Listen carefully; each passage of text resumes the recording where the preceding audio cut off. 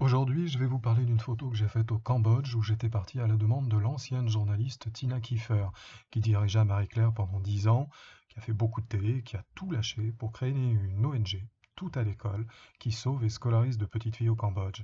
Cette photo s'appelle Cambodian Kid. Pour comprendre un problème, faut aller à la source, et c'est pourquoi j'ai commencé mon reportage dans les petits villages à la campagne. La pauvreté est immense malgré de nombreux sourires sur le visage des habitants et leur générosité extrême. Je prenais la photo de deux gamins posant dans leur maison de tôle et, en me retournant, je vis un petit garçon de 5 ou 6 ans qui était monté dans mon tuk-tuk et qui écrasait son petit nez contre la barre en me regardant. Et son regard intense m'a ému et j'ai dégainé mon Leica immédiatement. C'est lui qu'on voit derrière sur ce petit bout de vidéo. Puis une vieille dame du village m'expliqua son histoire.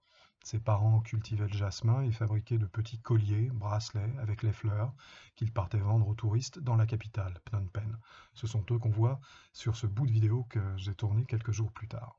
Mais beaucoup de policiers locaux étant corrompus, il leur avait été demandé de payer un droit pour pouvoir vendre. Mais trop pauvres, ils n'ont pas pu et ils ont été jetés en prison pendant 3 semaines, sans procès ni jugement, par ces policiers malhonnêtes et, faut bien le dire, sans cœur. Ce petit garçon était resté plus d'une semaine à manger dans la rue, des restes, dans les poubelles, en se cachant, avant d'être sauvé par une famille.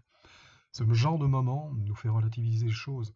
Dans nos pays industrialisés, nous bénéficions de tant de choses tellement normales pour nous que nous ne nous rendons plus compte à quel point boire, manger, avoir des soins médicaux gratuits, l'eau courante et l'électricité sont une chance et que nombreux sont ceux qui en manquent ou n'y ont pas accès dans le monde, comme ce petit garçon et ses parents si courageux au Cambodge.